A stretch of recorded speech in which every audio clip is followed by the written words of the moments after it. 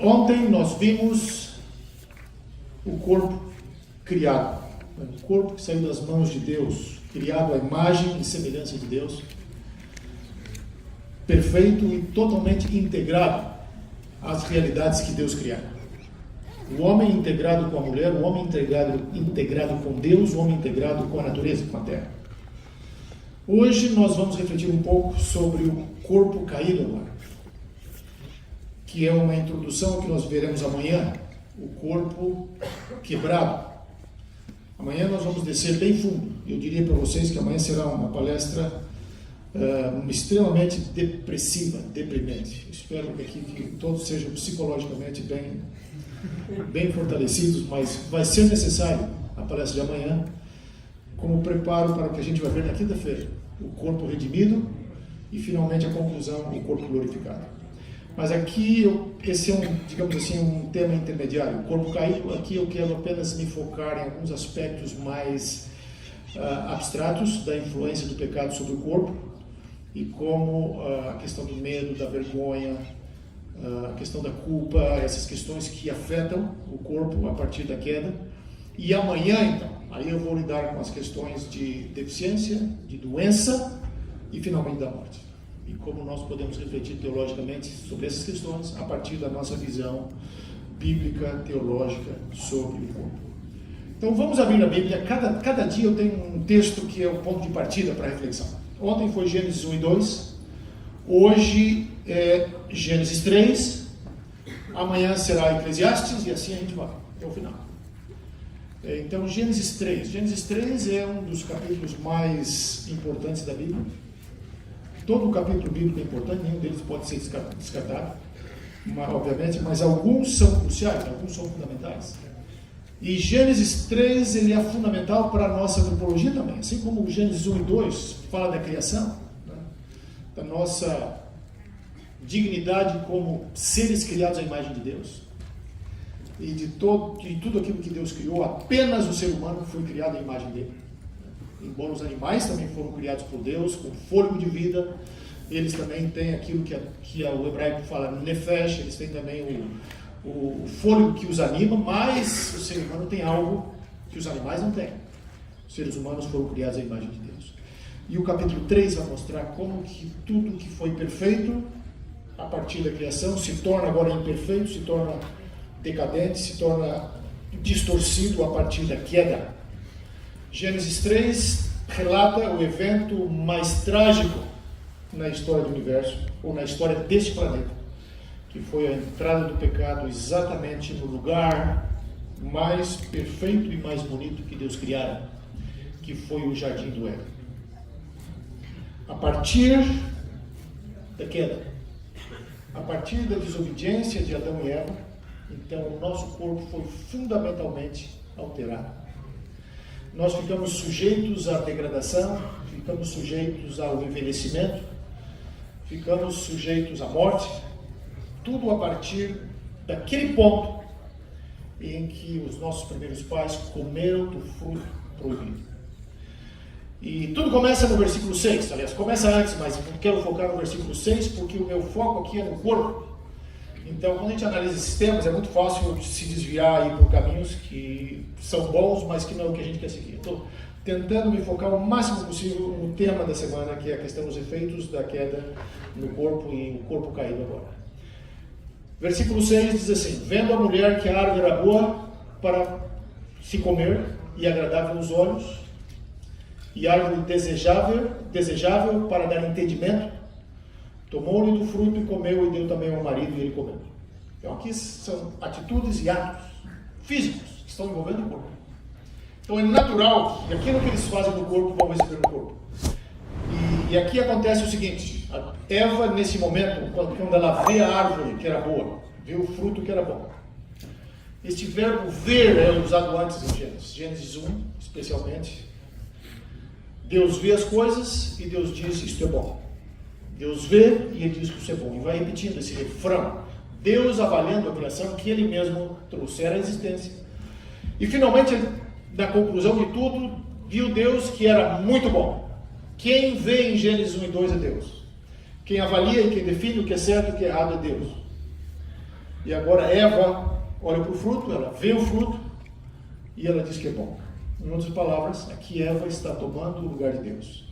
Está fazendo uma avaliação que Deus havia determinado a partir da criação. Deus já havia estabelecido o fruto que não poderia ser comido e já havia liberado todos os outros. Mas Eva faz exatamente o oposto daquilo que Deus esperava. Ela olha para o fruto e ela viu que o fruto era bom. E a partir desta avaliação, então, a queda começa a ocorrer. Ela não ocorre quando ele come do fruto, mas ela começa a ocorrer. O primeiro degrau na escada que vai descer até as profundidades do pecado e da depravação começa ali, no momento em que ela olha para o fruto e ela viu que o fruto era bom. Naquele momento ela estava fazendo uma avaliação que só cabia a Deus fazer. Deus já havia dito que o fruto não era bom, não com essas palavras, mas Deus já havia dito: no momento que vocês comerem do fruto, vocês vão morrer. E Eva reage de forma oposta àquilo que Deus esperava. E como consequência, então, o pecado entrou. O corpo agora está afetado pelo pecado. Não porque o fruto continha propriedades especiais, há muita especulação sobre isso. Será que o fruto tinha algum tipo de substância que, uma vez consumido, uma vez digerido, agora ele afetaria o corpo para sempre, de forma irremediável? Mas não é esse o ponto. Romanos 8:20 explica isso. Romanos 8:20 diz assim: pois a criação está sujeita à vaidade, e não voluntariamente, mas por causa daquele que a sujeitou. Então o que isso nos diz?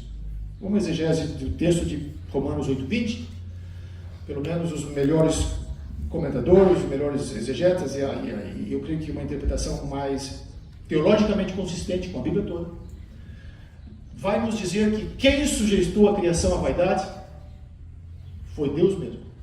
Deus mesmo determinou que seria assim. Ele estabelece a lei e ele está no controle. Então, nesse momento, Deus estabelece a criação, ou sujeita a criação à vaidade, à desintegração, como consequência da desobediência, como consequência do pecado. Então, a partir desse momento, o pecado entra e agora existe uma desconexão entre o corpo e a realidade criada. O que vai acontecer no momento que eles comem do fruto?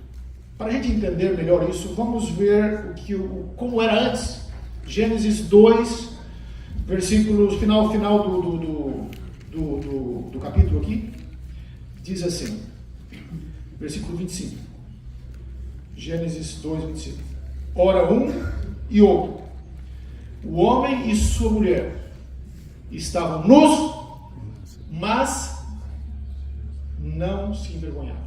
Em outra maneira, do ponto de vista do corpo físico, do ponto de vista da existência deles, eles estavam tão integrados um com o outro, que o fato de estarem nus não afetava em nada o relacionamento deles. E isso é um ponto extremamente importante aqui. E essa nudez talvez tenha alguma coisa a ver com sexualidade também, porque no versículo anterior diz assim: por isso deixa o homem pai e mãe e se une a sua mulher, e tornando-se os dois uma só carne. E agora no verso seguinte diz que eles estavam nus e não se envergonhavam.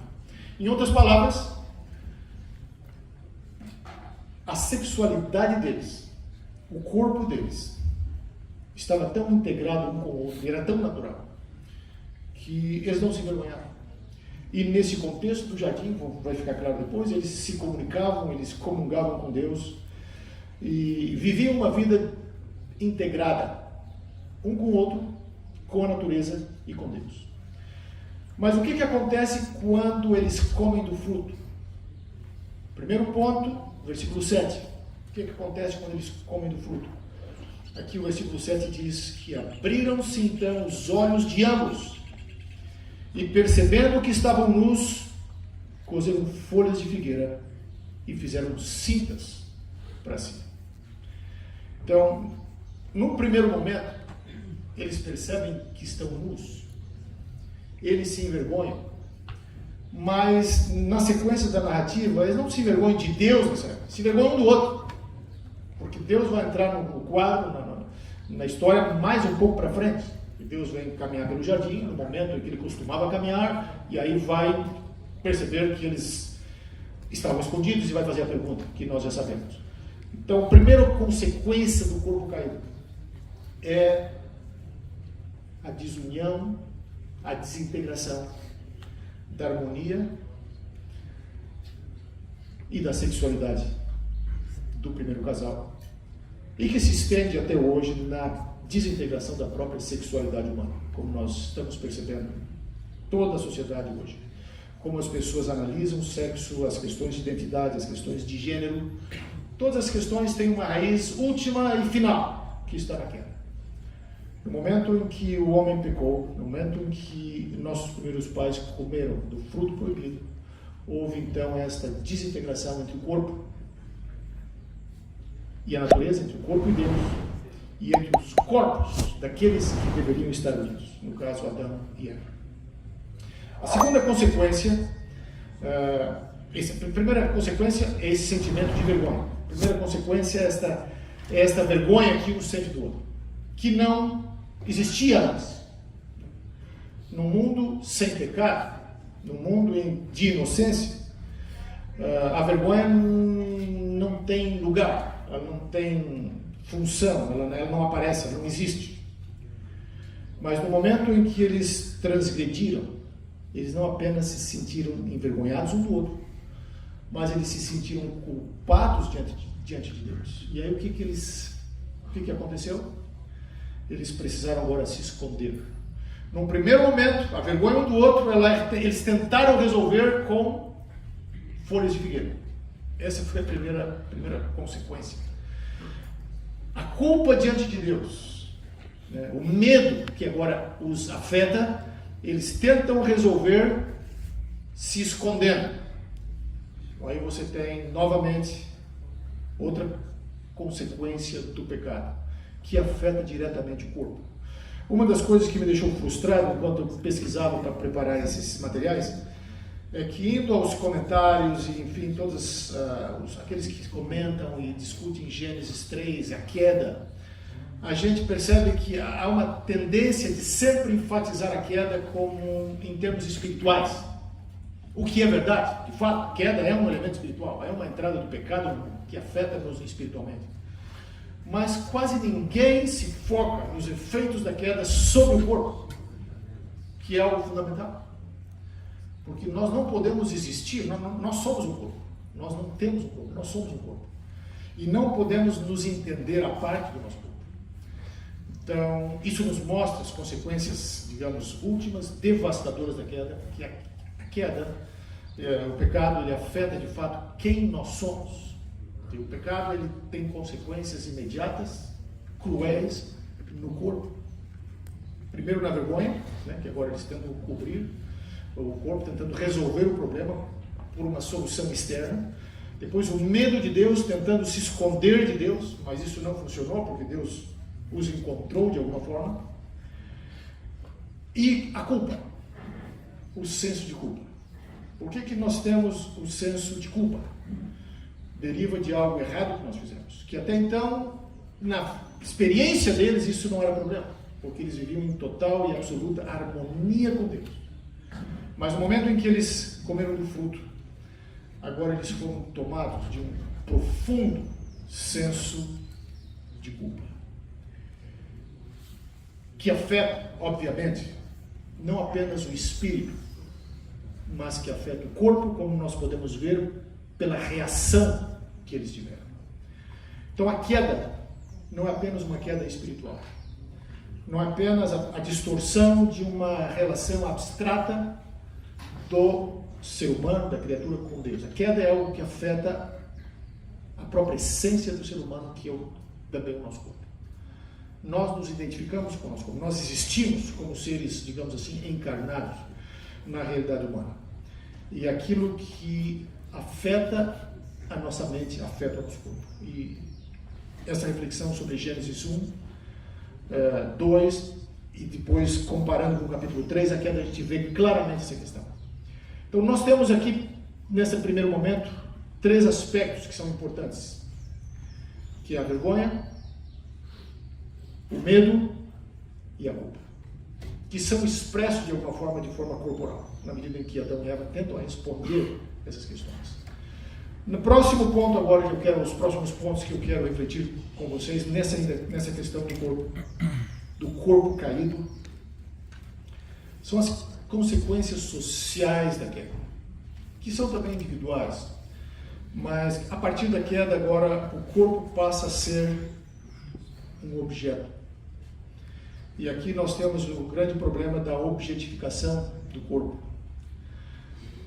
Nós fomos criados à imagem de Deus como sujeitos para dominar a criação, como Deus domina, para cuidar da natureza.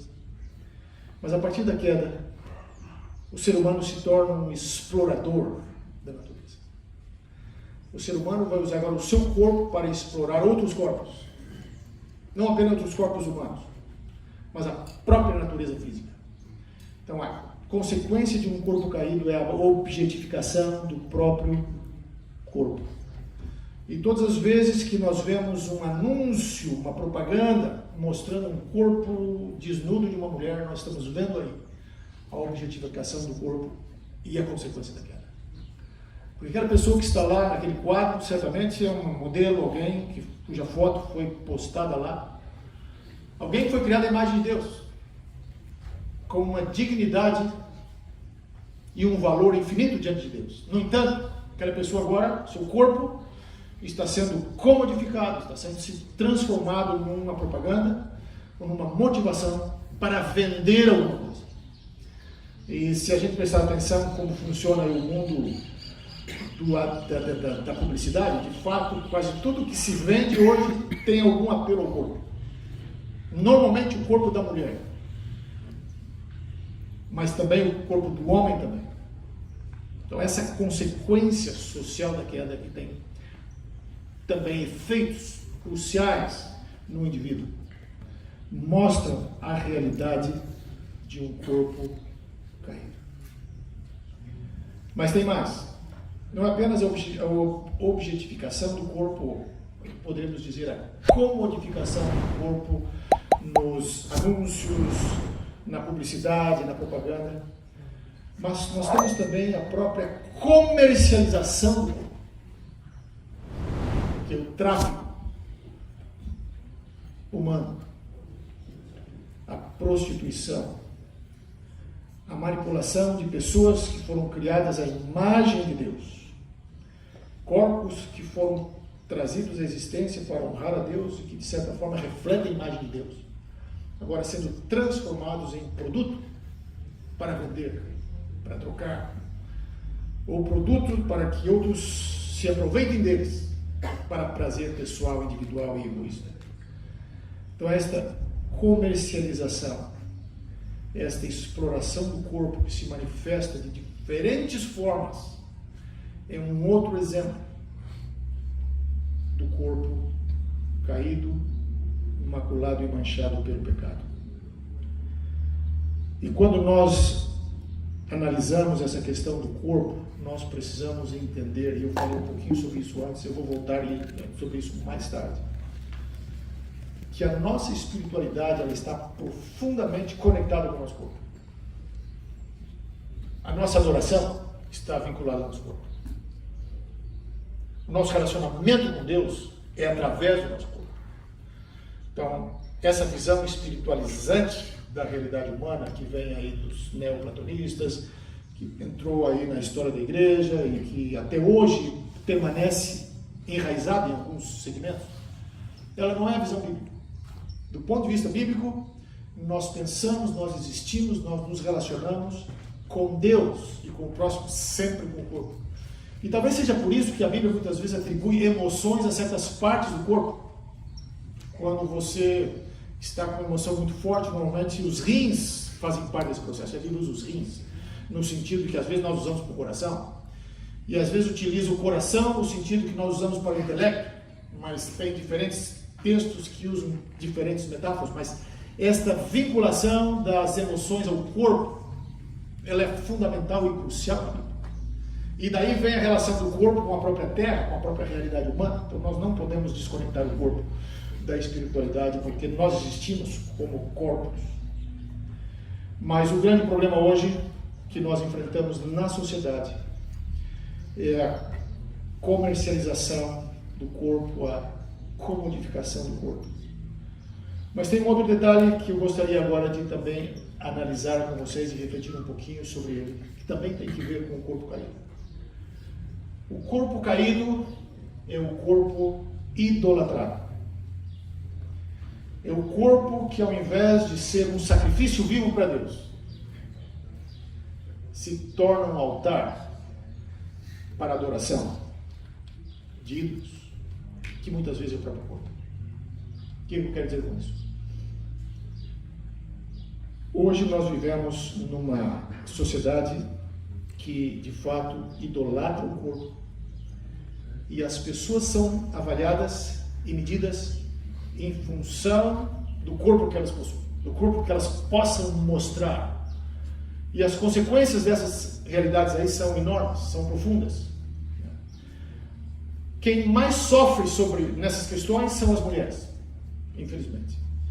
Porque da mulher se cobra mais, que o corpo tem que ser bonito, que ela tem que estar vestida de uma forma ou de outra. E eu li um livro, aliás, olhei um livro alguns dias atrás aí, de uma autora chamada Lillian Kayes-Barger. O título do livro é A Vingança de Eva. E o subtítulo, As Mulheres e a Espiritualidade do Corpo. E ao longo do livro ela discute o problema das mulheres com o corpo. Porque, em geral, as mulheres têm mais insatisfação com o corpo do que os homens. Elas são mais preocupadas porque elas são mais cobradas. E aí ela menciona casos específicos de conversas que ela teve, de observações dela, faz algumas reflexões muito boas. E ela mostra nessa obra, que foi escrita já há um bom tempo, 2003, faz um bom tempo. Ela mostra como que as mulheres são escravas, muitas vezes, do corpo. Elas querem mostrar um corpo melhor, mais bonito, do ponto de vista social, mas ao mesmo tempo elas se tornam escravizadas por essa visão do corpo. Como se libertar disso? Essa é a grande pergunta, é o grande tema que percorre o livro. E a vingança de Eva significa que no final,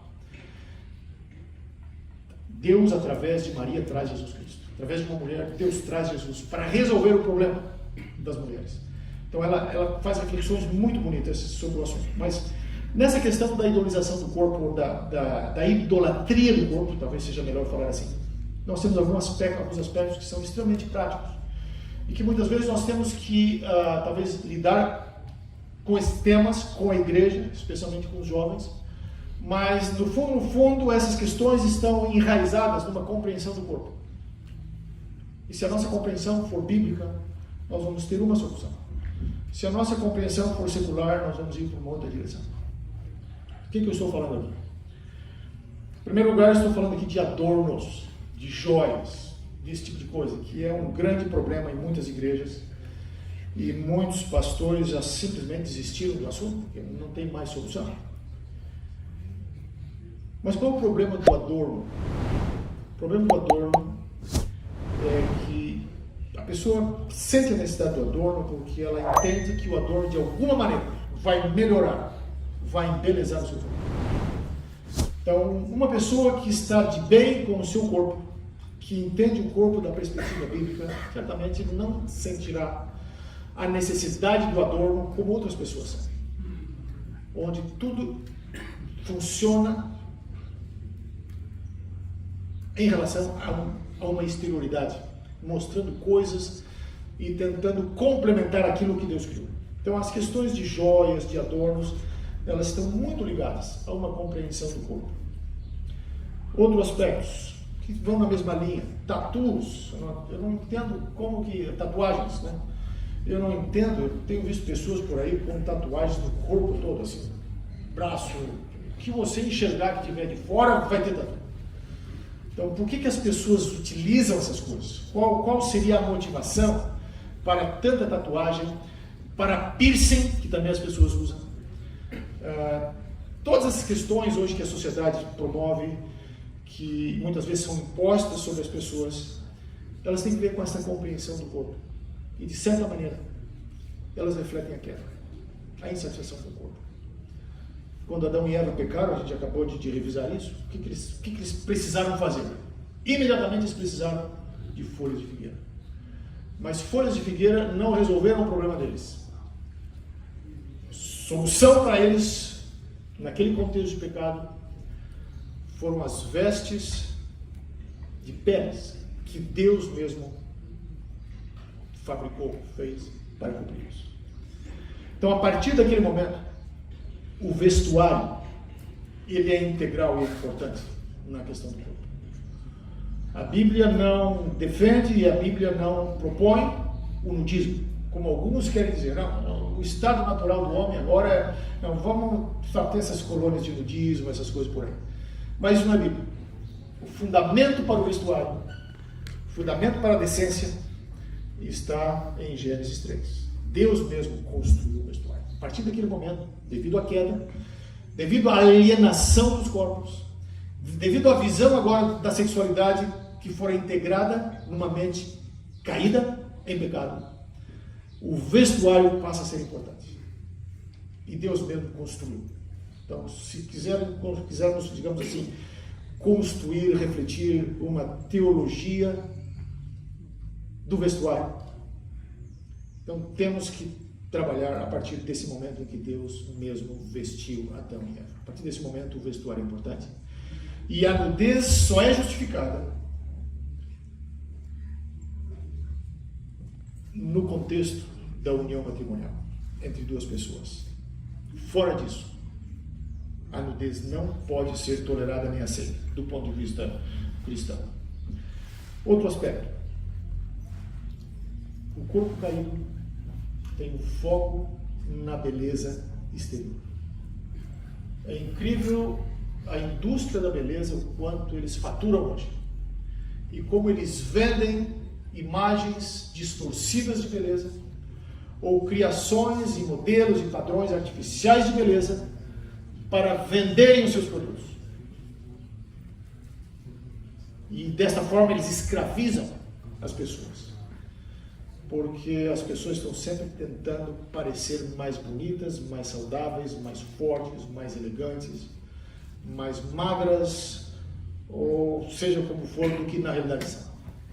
Quando de fato esses padrões são puramente artificiais. Especialmente esses padrões aí desses modelos. Hoje algumas coisas estão mudando. Há uma revolução cultural e social no momento que está alterando esses padrões. Mas ainda existe isso, em que certos padrões são colocados pela indústria para dizer isso aqui é uma mulher bonita. Então todas as mulheres agora querem fazer regime, querem deixar de comer, para chegar naquele padrão, para poder ter a cintura com aquelas proporções, o seu corpo com aquelas proporções. Mas tudo isso não passa de escravização, de uma visão distorcida do corpo, que de fato tem suas raízes, em última instância, na queda. Esse foco, esta idolatria da beleza. Mas não só para as mulheres, para os homens também. Só que os homens é um negócio de bombar, de fazer esses negócios aí, para mostrar que tem mais músculo. E eu não estou dizendo que cuidar da saúde não é bom, não me entendo dessa forma. O que eu estou dizendo é que o corpo não deve ser idolatrado. Do ponto de vista bíblico, a idolatria do corpo é um dos sintomas, uma das consequências, de fato, da queda. Porque a partir da queda nós perdemos essa integração do corpo com a comunidade, com Deus, com a natureza, com a terra. E é por isso que a gente está sempre buscando essas formas artificiais de reconstituir e reconstruir o corpo a partir de modelos que não são bíblicos. Finalmente, nessa sequência de pontos aqui, eu queria falar um pouquinho sobre a sensualidade. Esse é um outro aspecto, uma outra consequência do corpo caído. Quando as pessoas utilizam-se dos seus corpos para comunicar uma imagem de apetite sexual, para despertar o apetite sexual em outras pessoas. Essa é uma outra consequência da queda. E uma outra consequência da falta de integração entre o corpo, a mente, a espiritualidade, digamos assim, e a comunidade e o próximo. E é muito natural hoje, vocês aí que talvez estejam mais envolvidos com mídias sociais, e quando as pessoas normalmente postam fotos nas mídias sociais, às vezes algumas pessoas utilizam uma pose, uma forma para mostrar quão desejáveis elas são, quão apetitosa elas são do ponto de vista sexual. E isso é um outro aspecto, uma outra consequência, né, da queda no corpo humano. Essa é outra consequência que tem suas raízes lá no Jardim do Éden, quando Adão e Eva comeram do fruto proibido. Mas as consequências, digamos assim, finais e últimas do corpo, elas se manifestam na nossa relação com Deus. Porque a forma como nós lidamos com o corpo mostra a nossa própria concepção de Deus. Uma teologia correta vai resultar em uma atitude correta para com o nosso corpo, de uma forma em que o nosso corpo possa estar integrado com a realidade divina. E foi justamente isso que nós perdemos na queda. E as consequências têm sido devastadoras para a humanidade, em vários aspectos, em várias dimensões da nossa existência. Assim, meus queridos colegas, amigos, amigas, nós temos tremendos desafios pastorais à frente de nós. Porque nós vivemos numa sociedade que propõe e promove uma visão do corpo, uma teologia do corpo, para colocar dessa forma, uma compreensão cultural do corpo, absolutamente oposta à visão da Bíblia. Absolutamente oposta. Uma visão que nos afasta de Deus, uma visão que nos afasta da comunidade, do próximo, e uma visão que, em última instância, se implementada, ela potencialmente destruiria a própria igreja. Porque o corpo caído é o corpo objetificado, é o corpo comercializado, é o corpo idolatrado, é o corpo cuja dignidade é buscada em piercing, em tatuagens, em beleza, em sensualidade. Mas do ponto de vista bíblico, a dignidade do corpo não vem dessas coisas. A dignidade do corpo vem do fato de que nós fomos criados à imagem e à semelhança de Deus. Aí está o nosso valor. Aí está a nossa dignidade. C.S. Lewis escreveu um livro, aliás, uma obra pequena, que de fato foi um sermão que ele pregou, eu creio que na Universidade de Cambridge, no período da Segunda Guerra Mundial. E o título do sermão, o título da mensagem é O Peso da Glória, The Weight of Glory, em inglês. E esse é um dos textos mais bonitos que nós poderíamos ler sobre a dignidade humana.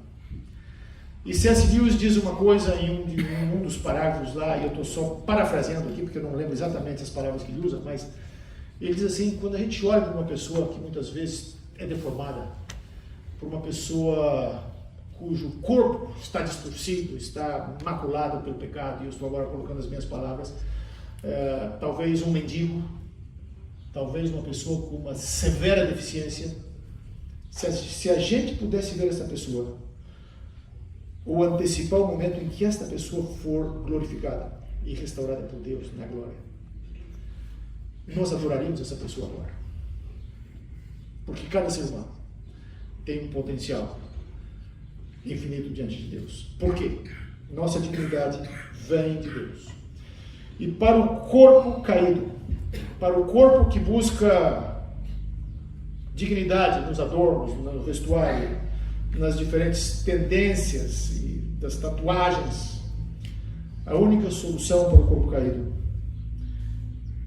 é a volta para Deus e a consciência de que nós temos uma dignidade infinita, porque nós fomos criados à imagem e à semelhança de Deus.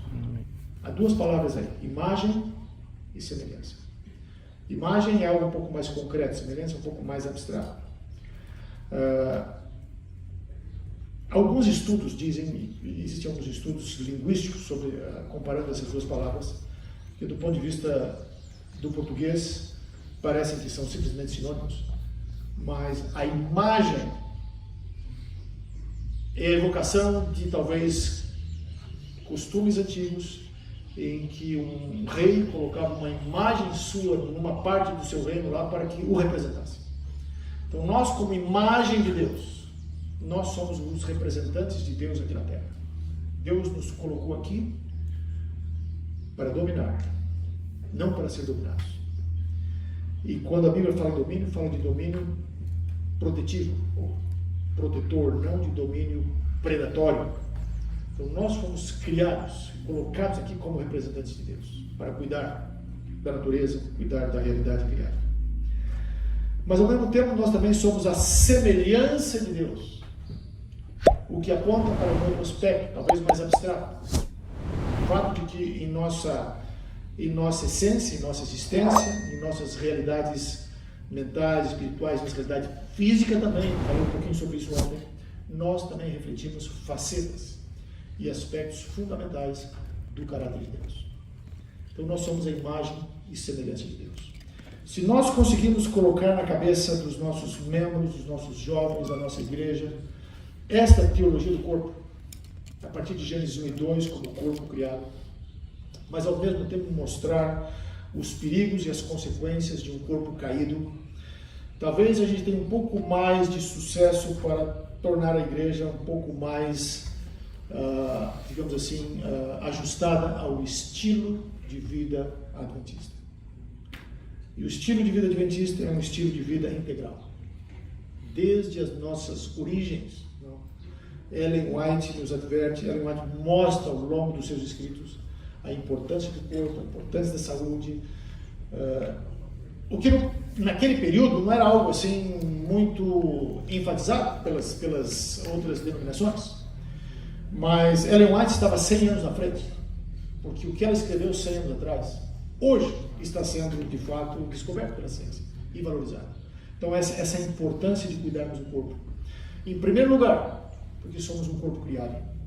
Em segundo lugar, porque nós precisamos ter a consciência de um corpo caído. E muitas coisas que muitas vezes nós somos atraídos a praticar, a valorizar, são simplesmente consequências da queda, simplesmente consequências do pecado. Elas jamais vão definir quem nós somos. Que a nossa identidade, ela não está nessas coisas. A nossa identidade, repito, ela está no fato de que nós somos seres, somos criaturas criados à imagem de Deus. Amanhã eu quero desenvolver um pouco mais essas questões, como eu disse antes, e aí eu quero falar amanhã um pouquinho sobre a questão da doença, que vai ser uma realidade do pecado, um corpo caído ou um corpo doente. Eu quero refletir um pouquinho também sobre a questão da deficiência. Essa é uma questão de profunda significação teológica. Qual a correlação entre a deficiência e o corpo? Será que um corpo deficiente é inferior a um corpo não deficiente? Como nós podemos entender essas questões do ponto de vista teológico? Mas eu vou gastar boa parte do tempo também falando sobre a morte. Então haverá um certo momento de profunda depressão, mas é necessário. E eu quero deixar bem claro amanhã o que todos vocês já sabem. Cada aniversário que nós celebramos, a gente dá um passo em direção ao cemitério. Existe uma fila. Alguns às vezes pulam a fila. Mas amanhã nós vamos refletir sobre isso, porque eu quero trabalhar amanhã o conceito do corpo quebrado. Quais são as consequências finais do pecado sobre o nosso corpo? E para que a gente entenda, nós precisamos entender a magnitude da tragédia, para que a gente possa valorizar e aceitar a grandeza da solução que Deus tem para nós. Sem o tema de amanhã, nós não estaríamos em condições de refletir sobre o corpo redimido. Porque mesmo que esse corpo seja caído, quebrado, esse corpo já está redimido. E finalmente ele será glorificado. Muito obrigado, é isso que eu tinha a dizer para vocês agora. E amanhã a gente se encontra. Obrigado.